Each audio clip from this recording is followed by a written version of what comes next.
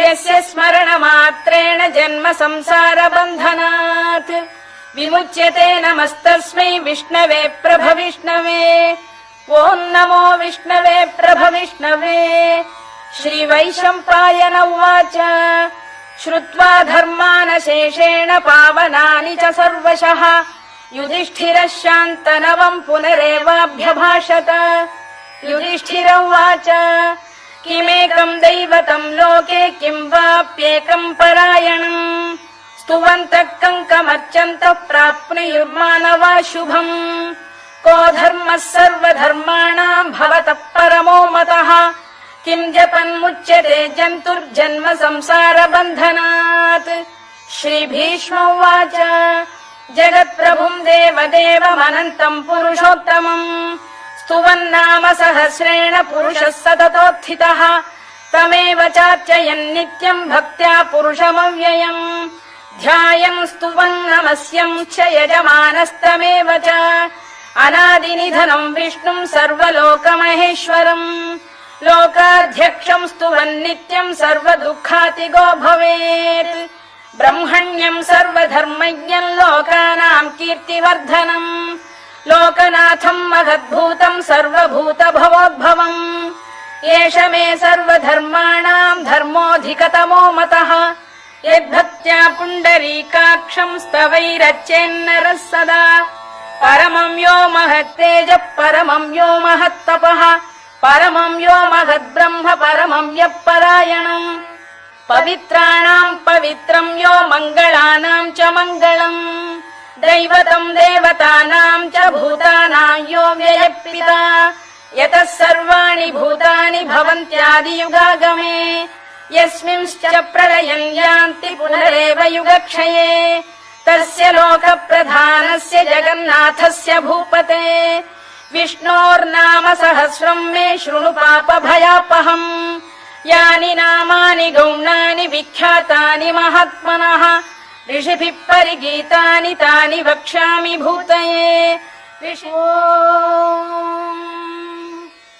विश्वम् विष्णुर्वषत्कारो भूतभव्य भवत्प्रभुः भूतकृद्भूतभृद्भावो भूतात्मा भूतभावनः भूतात्मा परमात्मा च मुक्तानाम् परमागतिः अव्ययः पुरुषः साक्षी क्षेत्रज्ञोऽक्षर एव च योगो योगविदाम् नेता प्रधानपुरुषेश्वरः नारसिंहवपुः श्रीमान् केशवः पुरुषोत्तमः सर्वः शर्वः शिवस्थाणुर्भूतादिर्निधिरव्ययः सम्भवो भावनो भर्ता प्रभवः प्रभुरीश्वरः स्वयम्भूः शम्भुरादित्यः पुष्कराक्षो महास्वनः अनादिनिधनो धाता विधाता धातुरुत्तमः अप्रमेयो ऋषिकेशः पद्मनाभोऽमरप्रभुः विश्वकर्मा मनुस्त्वष्टा स्थविष्ठस्थविरो ध्रुवः अग्राह्यः शाश्वतः कृष्णो लोहिताक्षप्रदर्दनः प्रभूतस्त्रिककुब्धाम पवित्रम् मङ्गलम् परम् ईशान प्राणद प्राणो ज्येष्ठः श्रेष्ठः प्रजापतिः हिरण्यगर्भो भूगर्भो माधवो मधुसूदनः ईश्वरो विक्रमी धन्वी मेधावी विक्रमक्रमः अनुत्तमो दुराधर्ष कृतज्ञ कृतिरात्मवान् सुरेशः शरणम् शर्म विश्वरेता प्रजाभवः अधः संवत्सरो व्याल प्रत्ययः सर्वदर्शनः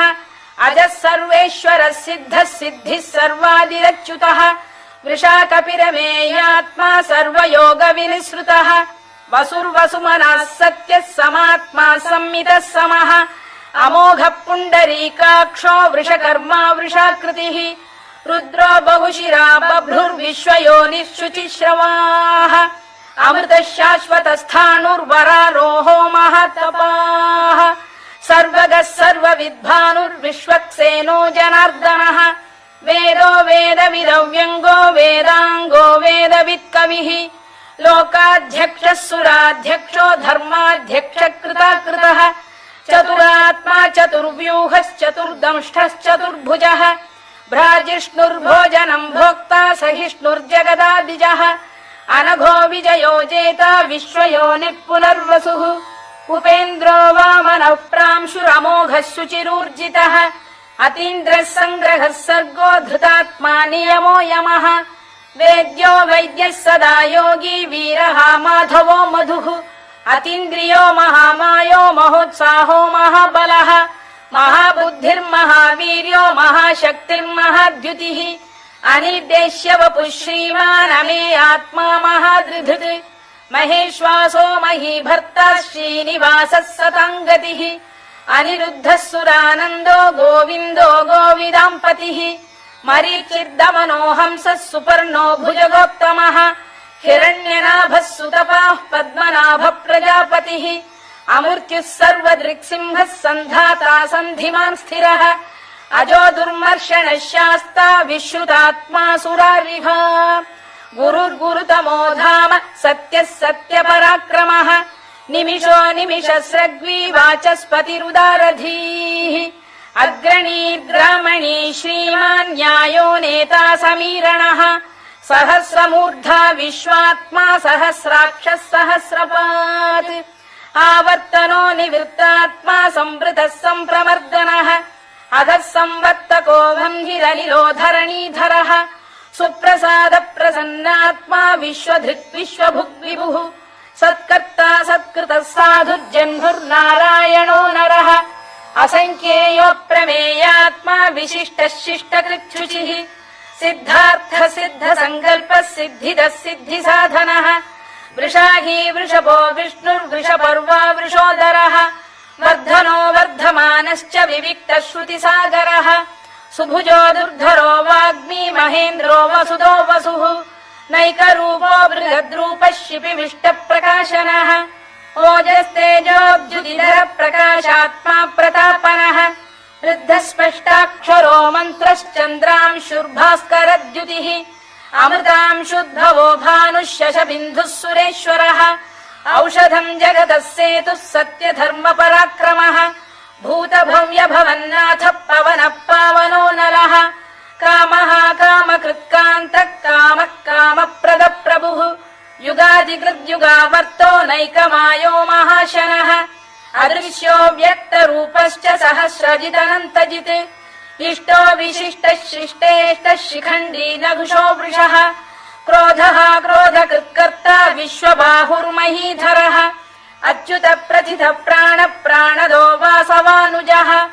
अपाम् निधिरधिष्ठानमप्रमत्त प्रतिष्ठितः स्कन्द स्कन्दधरो धुर्यो वरदो वायुवाहनः वासुदेवो बृहद्भानुरादिदेवः पुरन्दरः अशोकस्तारणस्तारः शूरः शौरिर्जनेश्वरः अनुकूलः शतावर्तः पद्मी पद्मनिभेक्षणः पद्मनाभोरविन्दाक्षः पद्मगर्भः शरीरभृत् महर्धिर्वृद्धो वृद्धात्मा महाक्षो गरुडध्वजः अतुलः शरभो भीमः समयज्ञो हविर्हरिः सर्वलक्षणलक्षण्यो लक्ष्मीवान् समितिञ्जयः विक्षरो रोहितो मार्गो हेतुर्दामोदरः सः महीधरो महाभागो वेगवानमिताशनः उद्भवः क्षोभणो देवः श्रीगर्भः परमेश्वरः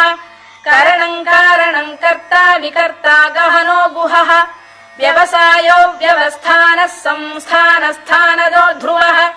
परधिः परमस्पष्टस्तुष्टः पुष्टः शुभेक्षणः रामो विरामो विरतो मार्गो नेयोनयोनयः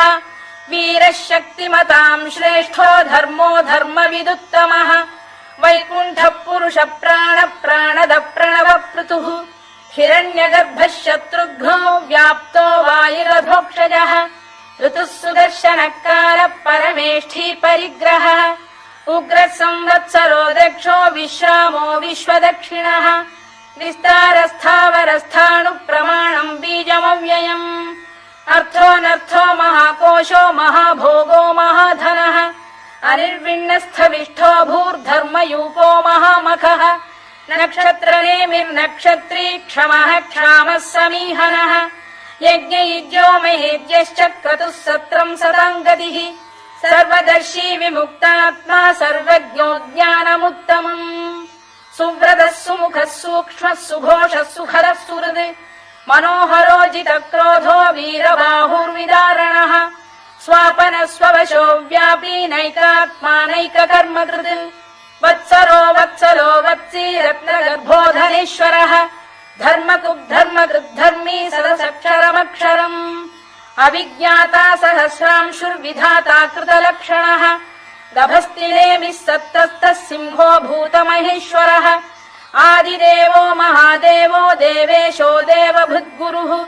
उत्तरो गोपतिर्गोप्ता ज्ञानगम्यः पुरातनः शरीरभूतभृद्भोक्ता कपीन्द्रो भूरि दक्षिणः सोमपोऽमृतपः सोमः पुरुजित् पुरुसत्तमः विनयो जयः सत्यसन्धो दाशार्हः सात्वताम् पतिः जीवो विनयिता साक्षी मुकुन्दोऽमितविक्रमः अम्भोनिधिरनन्तात्मा महोदधिशयोऽन्तकः अजो महार्घः स्वाभाव्यो जितामित्रप्रमोदनः आनन्दो नन्दनो नन्दः सत्यधर्मात्रिविक्रमः महर्षि कपिलाचार्यः कृतज्ञो मेदिनीपतिः त्रिपदस्त्रिदशाध्यक्षो महाशृङ्गकृतान्तकृत् महावराहो गोविन्दः सुषेणः कनकाङ्गनी गुह्यो गभीरो गहनो गुप्तश्चक्रगदाधरः मेधास्वाङ्गो जितकृष्णो दृढः सङ्कर्षणोच्युतः वरुणो वारुणो वृक्षः पुष्कराक्षो महामनाः भगवान् भगहानन्दी वनमाली हलायुधः आदित्यो ज्योतिरादित्यः सहिष्णुर्गतिसत्तमः सुधन्वाखण्ड परशुर्दारुणो द्रविणप्रदः दिवस्पृक् सर्वदृग्व्यासो वाचस्पतिरयो निजः त्रिसामासामगः साम निर्वाणम् भेषजम् भिषज सन्न्यासकृच्छमः शान्तो निष्ठा शान्तिपरायणम् शुभाङ्गः शान्तिदः स्रष्टा कुमुदः कुवलेशयः गोहितो गोपतिर्गोप्ता वृषभाक्षो वृषप्रियः अनिवर्ती निवृत्तात्मा संक्षेप्ता क्षेमकृच्छिवः श्रीवत्सवक्षः श्रीवासः श्रीपतिः श्रीमताम्बरः श्रीरः श्रीशः श्रीनिवासः श्रीनिधिः श्रीविभावनः श्रीधर श्रीकर श्रेयः श्रीमान् लोकत्रयाश्रयः स्वक्षस्वङ्गः शतानन्दो नन्दिर्ज्योतिर्गणेश्वरः विजितात्मा विधेयात्मा सत्कीर्तिश्छिन्न संशयः उदीर्णः सर्वतश्चक्षुरनीशः शाश्वतः स्थिरः भूषयो भूषणो भूतिर्विशोकः शोकनाशनः अर्चिष्मानर्चितः कुम्भो विशुद्धात्मा विशोधनः अनिरुद्धो प्रतिरथ प्रद्युम्नोमित विक्रमः कालनेमिनिः वीरः शौरिः शूरजनेश्वरः त्रिलोकात्मा त्रिलोकेशः केशवः केशिहा हरिः कामदेवः कामपालः कामी कान्तकृतागमः अनिर्देश्य वपुर्विष्णुर्वीरोऽनन्तो धनञ्जयः ब्रह्मण्यो ब्रह्मकृद्ब्रह्मा ब्रह्म ब्रह्मविवर्धनः ब्रह्मविब्राह्मणो ब्रह्मी ब्रह्मज्ञो ब्राह्मणप्रियः महाक्रमो महाकर्मा महातेजा महोरगः महाक्रतुर्महायज्वा महायज्ञो महाहविः स्तव्यस्तव प्रियस्तोत्रम् स्तुतिस्तोतारणप्रियः पूर्णः पूरयिता पुण्यः पुण्यकीर्तिरनामयः मनोजवस्तीर्थकरो वसुरेता वसुप्रदः वसुप्रदो वासुदेवो वसुर्वसुमनाहविः सद्गतिः सत्कृतिः सत्ता सद्भूतिः सत्परायणः शूरसेनो यदुश्रेष्ठः सन्निवासः सुयामुनः भूतावासो वासुदेवः सर्वासु निलयो नलः दर्पः दर्पदो दृप्तो दुर्धरोऽथा पराजितः विश्वमूर्तिर्महामूर्तिर्दीप्तमूर्तिरमूर्तिमान् अनेकमूर्तिरव्यक्तः शतमूर्तिः शताननः एकोनैकः स वक्र किम् यत्तत्पदमनुत्तमम् लोकबन्धुर्लोकनाथो माधवो भक्तवत्सलः सुवर्णवर्णो हेमाङ्गो वराङ्गश्चन्दनाङ्गदी वीरः विषमः शून्यो घृता शीरचरश्चलः अमानी मानदो मान्यो लोकस्वामी त्रिलोकधृत् सुमेधा मेधजो धन्यः सत्यमेधाधराधरः तेजो वृषोद्युतिधरः सर्वशस्त्रभृताम्बरः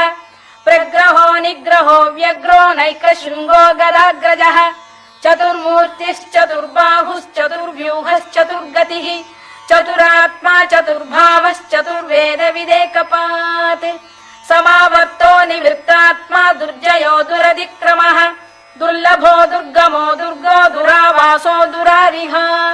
शुभांगो लोकसारंगः सुतन्तुस्तन्तु वर्धनः इंद्रकर्मा महाकर्मा कृतकर्मा कृतागमः उद्भवः सुन्दरः सुन्दो रत्ननाभः सुलोचनः अर्को वाजसनः शृङ्गी जयन्तः सर्वविजयी सुवर्णबिन्दुरक्षोभ्यः सर्ववागीश्वरेश्वरः महाह्रदो महागर्तो महाभूतो महानिधिः कुमुद कुन्दर कुन्द पर्जन्यः पावनो निलः अमृताशोऽमृतवपुः सर्वज्ञः सर्वतोमुखः सुलभः सुव्रतः सिद्धः शत्रुजिच्छत्रुतापनः न्यग्रोधोदुम्बरोष्ठतश्चाणूरान्ध्रैषूदनः सहस्रार्चिः सप्तजिह्वः सप्तैधा सप्तवाहनः अमूर्तिरनघोचिन्त्यो भयकृद्भयनाशनः अणुबृहत्कृशस्थूलो गुणभिर्निर्गुणो महान् अधृतस्वधृतस्वास्य प्राग्वंशो वंशवर्धनः भारभृत्कथितो योगी योगीशः सर्वकामदः आश्रमश्रमणः क्षामः सुपर्णो वायुवाहनः धनुर्धरो धनुर्वेदो दण्डो दमयिता दमः अपराजितः सर्वसहो नियन्ता नियमो यमः सत्त्ववान् सात्विकः सत्यः सत्यधर्मपरायणः अभिप्रायप्रियार्होः प्रियकृत्प्रीतिवर्धनः विहाय सगतिर्ज्योतिः सुरुचिर्कुतभुक् विभुः रविर्विरोचनः सूर्यः सवितारविलोचनः अनन्तो हुतभुग्भोक्ता सुखदो नैकजोऽग्रजः अनिर्विण्णः सदामर्षी लोकाधिष्ठानमद्भुतः सनात्सनातनतमः कपिलः कपिरव्ययः स्वस्तिदः स्वस्तिकृत् स्वस्ति स्वस्ति भुक् स्वस्ति दक्षिणः आरोग्रः कुण्डली चक्री विक्रम्यूर्जितशासनः शब्दातिकः शब्दसः शिशिरः शर्वरीकरः अक्रूरपेशलो दक्षो दक्षिणः क्षमिणाम्बरः विद्वत्तमो वीतभयः पुण्यश्रवणकीर्तनः उत्तारणो दुष्कृतिः पुण्यो दुःस्वप्ननाशनः वीरः रक्षणः सन्तो जीवनः पर्यवस्थितः अनन्तरूपोऽनन्तश्रीर्जितमन्युर्भयापहः चतुरश्रो गभीरात्मा विदिशो व्यादिशो दिशः अनाधिर्भूर्भुवो लक्ष्मी सुवीरो रुचिराङ्गदः जननो जनजन्मादिर्भीमो भीमपराक्रमः आधारनिलयो धाता पुष्पहास प्रजागरः ऊर्ध्वगः सत्पथाचार प्राणद प्रणवप्रणः प्रमाणम् प्राणनिलय प्राणभृत्प्राणजीवनः तत्त्वम् तत्त्वविदेकात्मा जन्म मृत्युजरातिगः भूर्भुवः स्वस्तरुस्तारः सविता प्रपितामहः यज्ञो यज्ञपतिर्यज्वा यज्ञाङ्गो यज्ञवाहनः यज्ञभृद्यज्ञकृद्यज्ञी यज्ञभुग्यज्ञसाधनः यज्ञान्तकृद्यज्ञगुह्यमन्नमन्नाद एव च आत्मयोनिः स्वयम् जातो वैखानः सामगायनः देवकीनन्दनः स्रष्टा क्षितीशः पापनाशनः शङ्खबृन्नन्दकी चक्री शार्ङ्गधन्वा गदाधरः तथाङ्गपाणिरक्षोभ्यः सर्वप्रहरणायुधः सर्वप्रहरणायुधवो नम इति वनमाली गदीशाङ्गी शङ्खी चक्री च नन्दकी श्रीमान्नारायणो विष्णुर्वासुदेवोऽभिरक्षतु वनमाली गदीशाङ्गी शङ्खी चक्री च नन्दकी श्रीमान्नारायणो विष्णुर्वासुदेवोऽभिरक्षतु वनमाली गदीशाङ्गी शङ्खी चक्री च नन्दकी श्रीमान्नारायणो विष्णुर्वासुदेवोऽभिरक्षतु।